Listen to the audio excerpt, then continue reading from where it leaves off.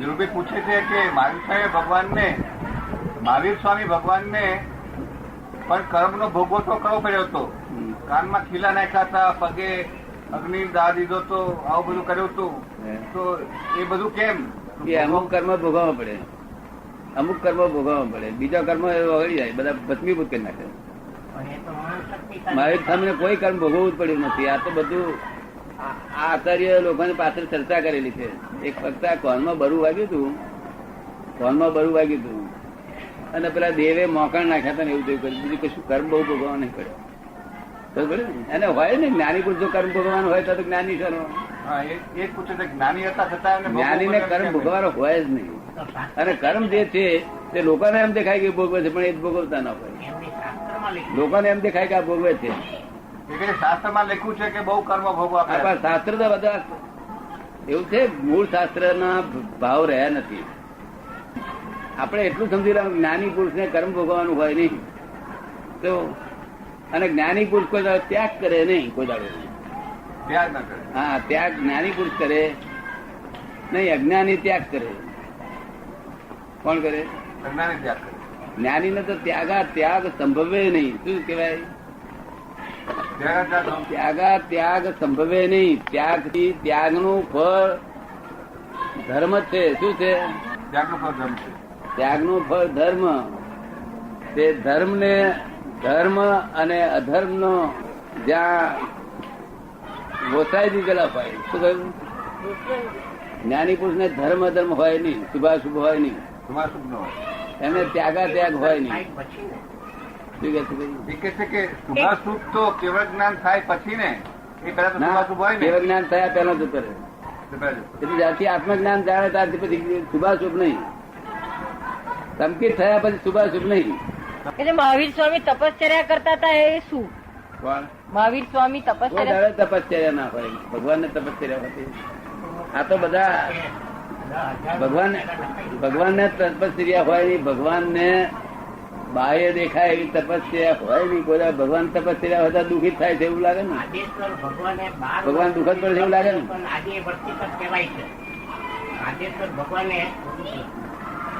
ભગવાન ને અંતર તપ હોય. શું હોય? જ્ઞાન, દર્શન, ચારિત્ર નો તપ અંતર તપ હોય. બાહ્ય તપ જ્ઞાની ને હોય નહીં. બાહ્ય તપ એ તો બાહ્ય તપ નું ફળ શું મળે? સંસાર મળે. શું મળે? આદેશ્વર ભગવાને ઋષભદેવ ભગવાને 12 વર્ષ તપ કર્યું. વર્ષી તપ કર્યું. ઋષભદેવ ભગવાને કે 12 વર્ષ વર્ષી તપ કર્યું તું કે છે. તપ કરે પણ એ આ લોકોની ભાષામાં નથી, એ ભગવાનની ભાષાનું છે. ભાષા ફેર સમજાય નહીં. પોતે પોતાની ભાષામાં લઈ જાય. અજ્ઞાની ભાષામાં લઈ જાય. અજ્ઞાની કઈ ભાષામાં લઈ જાય?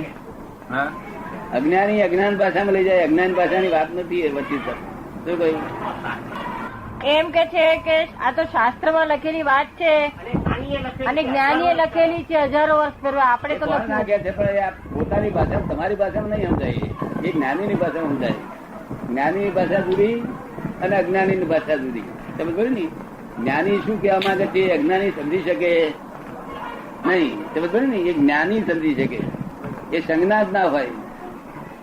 એટલે આ જ્ઞાનીઓની માટે આ બધું લોકો કે છે કે એમને ત્યાગ કર્યો ને તપ કર્યો, બધી વાતો અર્થ વગરની છે. જ્ઞાની ને કોઈ દાડો તપ ત્યાગ હોય નહીં. એને ત્યાગ જ ના હોય. કેવું વાત તો અજ્ઞાની જેવો બધા લક્ષણ ના હોય તો જ્ઞાની છે ને.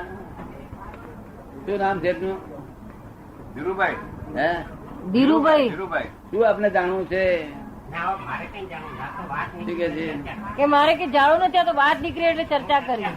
ના, ચર્ચાનો વાંધો નહીં, પણ મારું કહેવાનું શું ફાયદો આમાં? જ્ઞાની પુરુષ ને આપણે કહીએ કે એમને તપ કર્યા છે એવું કહીએ તો આપણી અણસમજણ નો તો પાપ લાગશે. શું કહ્યું? આપણી અણસમજણ નો પાપ લાગશે. જ્ઞાની પુરુષ એવું હોતું છે, અજ્ઞાની નું હોય. કેવું? જ્ઞાની પુરુષ તપ ને જો ભોગવવાનો હોય તો જ્ઞાની પુરુષ છે ના. એટલું આપને વિચાર આવે કે ના આવે એટલું તમે કે અજ્ઞાની જેવા લક્ષણ હોય બધા. તમે જ્ઞાની એટલે કમ્પ્લીટ જ્ઞાની કહી દો છો, પછી એવા કોઈ તત્વતા નહીં, એમાં ડિગ્રી નહીં કોઈ? જ્ઞાની એટલે આપ તમે સંપૂર્ણ જ્ઞાની ની વાત કરો છો, એમાં પછી કોઈ તરતમતા ના હોય? સંપૂર્ણ જ્ઞાની નહીં, આત્મજ્ઞાન થાય ત્યાંથી જ બધા જ્ઞાન. આત્મજ્ઞાન શું એક વખત થયું ટકી રહે છે કાયમ માટે? એ તો પ્રશ્ન આવવાનો જ પાછો. આત્મજ્ઞાન થયા પછી ટકી રહે કાયમ માટે કે એ પ્રશ્ન પાછો થાય ને? તમે જેને આત્મજ્ઞાન કહો છો એ જેને થયું એ કાયમી એવું ને એવું રહે છે, પછી વધતું જ જાય. વધતું જાય. બરાબર છે, વધતું ક્યારે જાય કે એને હવે ડિગ્રીમાં મળશું એટલે એને પેલા ઓછું ગણશે ને પછી વધારે આવશે તો જ વધે ને. જો પૂર્ણ થઈ ગયો તો વધવાનો કોઈ સ્કોપ જ નથી. અધૂરા છો તો જ વધવાનો એને સ્કોપ આત્મ દાદા છે ને એ કે છે કે વધવાનો શું સ્કોપ? પૂર્ણ જો થઈ ગયો તો વધવાનો પૂર્ણાહુતિ થઈ ગઈ હોય, પૂર્ણ થઈ ગયો હોય તો પછી વધવાનો સ્કોપ રહે જ નહીં ને. પૂર્ણ થયા ના રે. આત્મજ્ઞાન થયું હોય તો વધવા મળે. આત્મજ્ઞાન પછી કેવું જ્ઞાન છે ને? એ પૂર્ણ થતા સુધી વધવા મળે. એવું છે. અસ્તિત્વ નું ભાન થયું માણસ ને, એ તો બધા આખા જગત ના જીવો નથી. ફરીથી કહો, શું કીધું? અસ્તિત્વ નું જયારે ભાન છે તે તો આખા જગત ને છે. અસ્તિત્વ નું ભાન આખા જગત ને છે. વસ્તુત્વ નું ભાન થાય, વસ્તુત્વ એટલે હું કોણ છું એવું ભાન થાય ત્યારથી એની મેરેજ પૂર્ણત્વ થયા કરે. શું થયા કરે? પૂર્ણત્વ આવ્યા કરે. હા, એટલે સ્વાભાવિક થયા કરે. અને એને કશું તપ ત્યાગ કશું કરવાનું હોય. તો એને શું કરવાનું હોય? જેને પેલા કશું જ કરવાનું ના હોય. એને તો નાતા દ્રષ્ટા પરવાર પોતાના સમ્યક જ્ઞાન દર્શન ચારિત્રમાં રહે અને તપમાં રહે. જેમને જ્ઞાન દર્શન ચારિત્ર તપ એ તપ એ સમજવા જેવી વસ્તુ. એ તપ આ બાહ્ય દેખાય નહીં. એ તપ આવું આત્મિક તપ છે. આવું તપ નથી. એ આત્મિક તપ છે. એ જુદું તપ છે. અજ્ઞાની કોઈ દાડો ના સમજાય. માથા ફોડી મરી જાય તો ના સમજાય. તો જ્ઞાન દર્શન ચારિત્ર તપ એ ચારે અંતર તપ છે. અંતર જ્ઞાન છે ને અંતર દર્શન છે. આ બાહ્ય જ્ઞાન બાહ્ય દર્શન એ જુદી વસ્તુ છે. આ તમને જે તપ દેખાય બાહ્ય તપ એનાથી પુણ્ય બંધાય. શું થાય? પુણ્ય બંધાય. અંતર તપ થી મોક્ષ. અંતર તપ થી તે કેવ જ્ઞાન તપે ના હોય. અંતર તપે ના હોય. આત્મજ્ઞાન નું હોય. એટલે આ ભાષા સમજવા જેવી છે. પોતાની મેળે આપણે માની લઈએ બધું ખોટું ખોટું એ બધું જ માની લીધું લોકોએ કે મહાવીર ભગવાને બહુ દુઃખ વેઠ્યું. એ 12 મહિના સુધી ઊંઘ્યા, 12 વર્ષ સુધી ઊંઘ્યા નહીં. 12.5 વર્ષ સુધી આવી અણસમતોડો ઊંઘી પોતાની ભાષામાં લઈ જાય છે. 12.5 વર્ષ સુધી અનિદ્રાપણે એને છે. તમને શું સમજાય છે? એનો અર્થ શું કહેવા માંગે છે?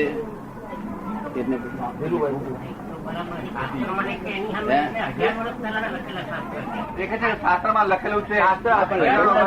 એવું છે લખેલું, પણ તમારી ભાષામાં સમજો તો પાપ લાગે કે ના લાગે? શાસ્ત્રમાં લખેલું સાચી વાત છે. અનિદ્રા પણ શાસ્ત્ર હું કબૂલ કરું છું, તમે કબૂલ કરો છો. તમે શું સમજાય એમાં? એમના જે કર્મ હતા એ ખપાવવા એમને તપ તો કરવું જ પડે. કોઈ દાડો અનિદ્રા હોત નહીં. આ તમારી ભાષામાં જો આ જગત જે સમજી રહ્યું છે મહાવીર અનિદ્રા પણ 12 વર્ષ તો ઇન્સોમનિયા નો રોગ કેવા? શું કહ્યું? ઇન્સોમનિયા. આ તો લોકો સમજતા નહીં. મારી જ્ઞાનીઓ ઉપર શું પાપ બધો છો? મારો કહેવાય જ્ઞાનીઓની જોડે શું વાત કરો? બીજા અજ્ઞાનની વાત કરો ને. ના ના એક સમજાવશે. અંતર જાગૃતિ. તમને સમજાય છે? શું શું શું થયું કેવાય રોગ? આદિન્દ્રાણ રોગ. હા, બધું છે. એ 12.5 વર્ષ ઊંઘ્યા નથી. તમને સમજણ ના પડે ના બોલશો. શું કાપ દોષ મોધો છો? મારું કહેવાય તમને એમની ભાષા વાત સમજણ પડે એવી નથી. શાસ્ત્રમાં લખ્યું છે 12.5 વર્ષ નિદ્રા પણ રહ્યા. હવે તમે શું સમજ્યા એમાં? મારું કોકડે પૂછો કઈ આમાં શું આપણે સમજણ પડે ને વાત? કે જો કદી આંખે ઊંઘ જ ના આવતી હોય ને તો શું થાય? કયો રોગ કહેવાય? ઇન્સોમનિયા. 12.5 વર્ષ સુધી એમણે મૌન પાડ્યું હતું કે છે.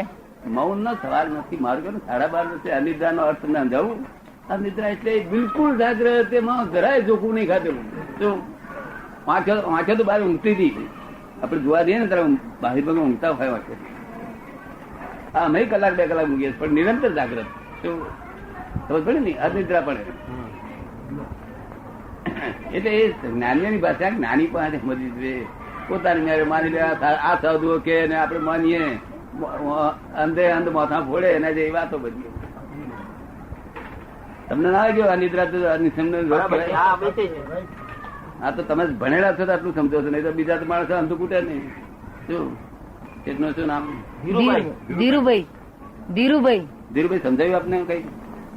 આવી રીતે આ તપ ત્યાગ એમનો ત્યાગ એવી રીતે છે, એમને કર્મ ના પાય. એ તો ભગવાન તો જન્મથી જ તીર્થંકર હતા, એ તમને સમજાય? ભાવથી કે છે જૈનો એમ કે છે કે ભાવથી તીર્થંકર હતા. ભાવથી તીર્થંકર હતા. જૈનો કે છે નહીં, જૈનો સમજતા જ નથી. સમજે તો જન્મથી જ તીર્થંકર હતા. તેથી તો તમે એમના ગર્ભને બદલી કરી હતી તે દેવ લોકોએ.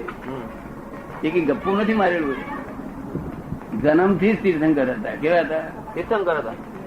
અરે એ તીર્થંકર ને શું કરવાનું હોય તે? અને ત્યાં સુધી 30 વર્ષ સુધી પરણ્યા અને બેબી થઈ તે શું કઈ ગપ્પુ હતું? એમને બેબી હતી ગપ્પુ હતું? આપને શું લાગે છે એમની બેબી હતી? માનવ એવી વાત છે ને. એ સિતંબર ડિગોરોમાં અલગ અલગ માન્યતા છે. હે? ડિગોમરો નથી માનતા એને. એ ના માને કે માને, આપણે લેવા દેવા નથી. જો સિતંબરે ખોટો આરોપ કર્યો છે તો બહુ પાપ લાગશે. એમને દોષ બેસશે, આપણે શી બાંધે? ભગવાન ઉપર બધા લોકો જુદો જુદો આરોપ મૂકે છે ને. હા કે છે એ તો કે પરિણામ નતા કે શું કે છે બંને હતા. આવું કે છે. એના શું આ જ્ઞાની ને પૂછે તો સમજણ પડે એમાં. સાચી વાત છે. શું છે? 30 વર્ષે એની બેબી હતી, બધું હકીકત હતી, ખબર પડે ને. એમને કર્મ ખપાવાના બાકી હતા એટલે પરણ્યા હતા. એમને કર્મ ખપાવાના બાકી હતા. જે હિસાબ હોય ચૂકતે થવા માટે જ બધું પાડવું પડે, બધું કરવું પડે. તો ખબર પડે ને? પણ તમે તો કીધું જન્મથી તીર્થંકર હતા નહીં. હે? તમે તો એમ કીધું કે જન્મથી ધર્મથી જ તીર્થંકર હતા. એમના તો પછી એમના કર્મ બાકી હતા. અરે બધું એમનો ઘર બીજી ગયા હતો અહીં મૂક્યો. ધર્મ તીર્થંકર ના મૂક્યા દેવ લોકો. ના કે તો પછી એમને કે છે કર્મ ખપાવાના બાકી હતા. એ હોય કર્મ નો હોય, એ પણ તીર્થંકર તો ધર્મથી જ હતા. તો દેવ પછી લોકો કર્મ ખપાવવા માટે તપ દેવ લોકો એમના ગર્ભનો જ ફેરફાર કર્યો હતો. તો પછી કર્મ ખપાવવા માટે તપ પણ કરવું પડે ને. તપ ના કરવું પડે, એમને તપ ના હોય. તમને તપ કરવું પડે, એમને તપ હોતું છે. એમને તપ હોય ત્યાં તો જ્ઞાની ખરા. એટલે કર્મ જે ખપાવે જ્ઞાનથી ખપાવે એમ એમ કહું છું. એટલે એમને જે કર્મ જે ખપાવે એ જ્ઞાનથી ખપાવે. એ તો જ્ઞાનમાં જ રહે, એ દેહમાં રહે નહીં. ગમે તેમ હોય તો શું તો કહ્યું? કર્મ ખપવાની પછી પ્રોસેસ શું એમ? એ સમજી લેવાનું મૂળ પોઈન્ટ એ પૂછો ને. કર્મ ખપાવવા કઈ રીતે? એ કઈ જ્ઞાનીઓ કઈ રીતે કર્મ ખપાવે, કઈ રીતે ખપાવતા હશે? કર્મ કપાવવાની જરૂર નહીં. ટાઈમ થાય ને એટલે ખર્યા જ પડે. નિર્જાત થયા કરે છે. નિર્જાત થયા કરે. નવા બંધાતા નથી. એમને સંવર રહે અને નિર્જા થયા કરે. તમને બંધ થાય ને નિર્જા થાય, પણ નિર્જા તો ટાઈમ થઈ એટલે ગાયો ભેંસો બધાને નિર્જા થયા જ કરવાની. એમને આશરો નથી. એમને આશરો નથી. આશ્રય એમને ખરો, ખરો આશ્રય ખરો. નિર્જા કરી અને સંવર. તમારે આશ્રય નિર્જા અને બંધ તમને બંધ પાડીને જાય.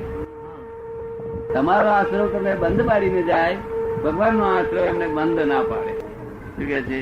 તો પછી એમના આશ્રવ નું શું થાય? એમ શું થાય? નિર્જરી જાય ને. નિર્જય જાય. આશ્રય એટલે પાણવાનો વિચાર આવ્યો તો એ આશ્રય કહેવાય. વિચાર આવ્યો તે આશ્રય કહેવાય. અને તે પ્રમાણે બનીને પૈણી જાય. આમ તેમ તેમ જે પેલો વિચાર આવ્યો તો આશ્રય નિર્જા થઈ ગઈ. પછી જેમ જેમ જેમ જેમ બનતા જાય એમ આશ્રય થતો જ જાય. સમજ ને? અને આશ્રય નિર્જા થતી જ જાય નિરંતર. એમાં કશું જ્ઞાની કશું તન્માકાર ના થાય. એમને તપ ત્યાગ એવું કેવું ના હોય. ત્યાગ એ તો અહંકારી ગુણ છે. કેવું? અહંકાર ત્યાગ એ અહંકારી ગુણ છે. ભગવાને જે ત્યાગ કર્યું એ ત્યાગ મૂર્છાના ત્યાગ ને ત્યાગ કર્યું. શું કહ્યું છે? મૂર્છાના ત્યાગ ને. હા, આ ત્યાગ ને ત્યાગ નથી કર્યું. વસ્તુના ત્યાગ ને આ તો ત્યાગ હોય ને લોકો મૂર્છા હોય અંદર ખાને, એ ભગવાન એક્સેપ્ટ કરે નહીં. આ તો વિતરાગો છે. શું છે? જરાય છેતરાયો નથી.